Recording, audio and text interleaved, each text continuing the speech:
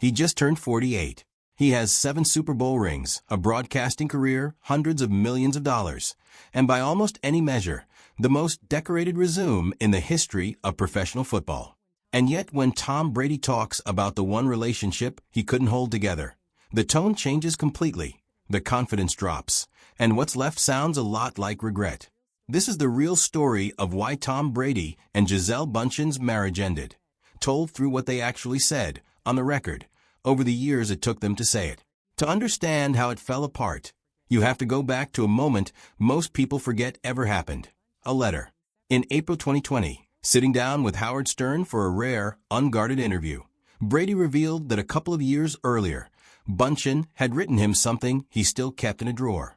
He described it as a heartfelt, carefully thought-out letter, and what it said, in his own words, was that their current setup worked for him but not for her.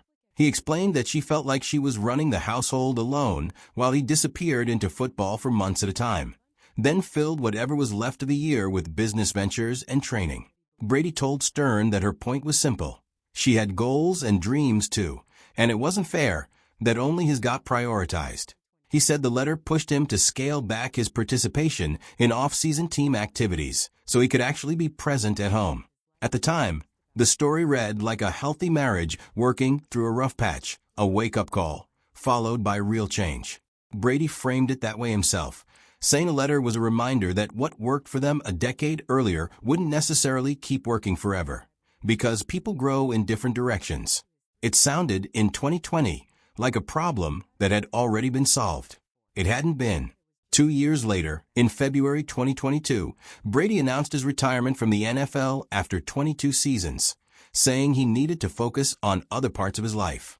Then, just 40 days later, he reversed course and announced he was returning to play another season with the Tampa Bay Buccaneers. That reversal became one of the most scrutinized decisions of his post-playing career, largely because of what came next.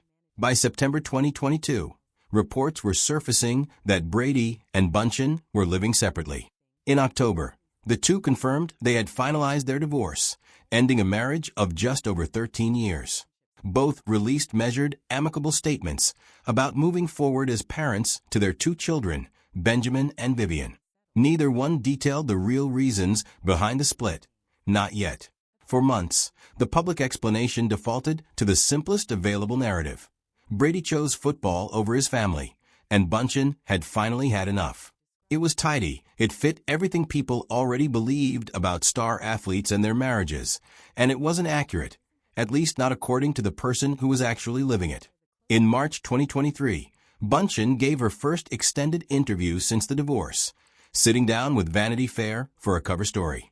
She was direct about shutting down what she called a very hurtful rumor, the idea that she'd given Brady an ultimatum, football or the marriage. Choose one. She called that characterization the craziest thing she'd ever heard.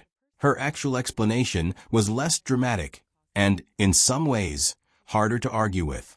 She said that when they met, she was 26 and he was 29, and they wanted the same things, a family, a life together. Over time, she said, they simply grew into wanting different things, the way people sometimes do. She was careful to frame it as nobody's fault and everybody's slow drift, not a single decision or a single betrayal. She also pushed back on the idea that she was against football altogether, pointing out that she'd spent years cheering him on at games and had genuinely loved being part of that world. What she rejected was the flattened version of the story. The idea that 13 years of marriage could be reduced to one headline about one retirement decision. She didn't stop there. In a separate conversation later that year, she described the divorce as something closer to a death than a breakup, mourning not just the relationship, but the version of the future she'd imagined for herself. She talked about believing in fairy tales as a kid and being grateful she had, even knowing how this particular one ended. It wasn't bitter. It was someone processing loss in real time, in public, because that's the only way her life had ever been allowed to happen. Brady, for his part, was quieter about the specifics for a long time. He didn't sit down and offer his own competing account of what went wrong the way Bundchen did. Instead, his most revealing moments came almost by accident, in the aftermath of decisions he made after the divorce was already final, decisions that ended up telling on him anyway. The clearest example came in May 2024, when Brady agreed to headline a Netflix comedy roast, allowing some of the biggest names in comedy to spend an entire televised special making jokes at his expense. He'd said yes, expecting exactly what a roast is supposed to be, a chance to laugh at himself in front of a crowd, no different, in his words, from being back in an NFL locker room. What he hadn't fully accounted for was that a roast about his life meant a roast about his divorce, his ex-wife, and her new relationship, delivered as punchlines in front of millions of viewers, including his own kids. He found that out the hard way. In interviews given roughly a year after the special aired, Brady described what it was like the day after, when he talked to his 3 children, Jack, Benjamin, and Vivian, and got a reaction he hadn't prepared for. He said it was genuinely hard for them, and that they asked him directly why he'd done it, what the point of it even was. He didn't have a clean answer. Speaking on a podcast in 2024, he admitted that when you do something you assume is harmless, and then realize how it actually landed on the people you care about most, you learn you wouldn't do it again. On another occasion, reflecting on the same special roughly a year later, he called it a real misstep as a parent, one he hadn't fully understood the weight of until his kids explained it to him themselves. He noted that his children are protective of both of their parents, and that the roast had put that protectiveness to an unfair test. That moment mattered because it was arguably the most honest thing Brady said publicly in the entire aftermath of the divorce, not a polished statement about growing apart, but an unscripted admission that he'd misjudged how much his own choices could still hurt the people closest to him, years after the marriage itself had ended. It echoed, in a way, exactly what Bundchen had described back in 2020 through that letter. A pattern of Brady underestimating the cost of his decisions until someone he loved had to point it out to him directly. While Brady was working through that lesson in public, Bundchen was quietly building an entirely different chapter of her life. She'd been introduced to Brazilian Jiu-Jitsu instructor Joaquim Valente back in 2022, initially through their children, and what started as a friendship, once she was public about keeping platonic for a long stretch, in part because she wasn't looking to rush into anything after the divorce, gradually turned into a relationship by mid-2023. In October 2024, her pregnancy became public. In February 2025, she gave birth to a son, her first child with Valente, and her 3rd overall. And in December 2025, in a private ceremony at their home in Surfside, Florida, she and Valente got married, keeping the news out of the press for weeks before it eventually surfaced. Everything about how she's described this new chapter stands in quiet contrast to how the marriage to Brady ended. She's spoken about being in a different phase of life now, one where she gets to actively choose what she wants instead of just surviving what's in front of her. She's talked about finally living in the present rather than constantly managing a life built around someone else's schedule. None of it has come with public shots at Brady. If anything, she's repeatedly said she still wants good things for him, that she'll always be one of his supporters no matter what their relationship status is on paper. Brady's life since the divorce has looked different, not worse necessarily, but visibly more unsettled. He moved into broadcasting, calling NFL games. He took on a minority ownership stake in the Las Vegas Raiders. He's been linked to a handful of relationships since the split, none of which have become anything close to what he had with Bundchen for 13 years. And every so often, some new development in her life, the pregnancy, the wedding, becomes public at almost the exact moment he's back in the news cycle for something football-related, which has a way of putting both halves of his life side by side for public comparison, whether he wants that or not. So what actually caused the divorce?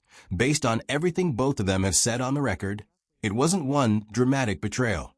It wasn't, despite what the tabloids wanted, a simple story about a wife giving her husband an ultimatum over football, and him choosing the game instead.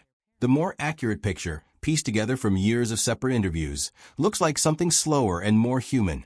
Two people who build a life together in their 20s around a shared vision of family, and who spent the better part of 2 decades gradually discovering they wanted different things out of the years they had left.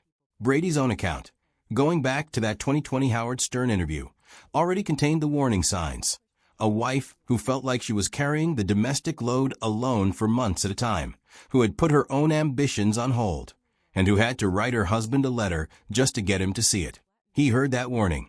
He made some changes. But the underlying pattern, football and business, consistently winning out over presence at home, appears to have reasserted itself, culminating in the 40-day unretirement that, whether or not it was the sole cause, became the visible symbol of everything Bundchen later described as a much bigger, much slower unraveling. What makes Brady's most recent comments about the roast so notable isn't that he confessed to some hidden scandal. It's that they're the closest thing to real accountability he's offered publicly, an acknowledgement that even after the marriage ended, he was still capable of underestimating how his choices affected the people he loved, and that his own kids had to be the ones to tell him so. That's a different kind of admission than a scripted apology. It's a father hearing in real time that he'd gotten something wrong and having no practiced answer ready for it. There's no indication that Brady and Bundchen will ever fully explain every detail of what happened between them, and there's a reasonable argument that they don't owe anyone that explanation in the first place. What's actually on the record paints a picture of two people who loved each other, tried to fix real problems when those problems surfaced, and ultimately grew apart anyway, the way marriages sometimes do even when nobody is the clear villain. Bundchen has since built a quieter, more private second chapter, with a new husband and a new baby. Brady, closing in on 50, is still working out what his next chapter looks like, one podcast admission at a time. Maybe that's the more honest lesson in all of this. More honest than any single villain narrative could offer. Tom Brady spent 2 decades being told by the person who knew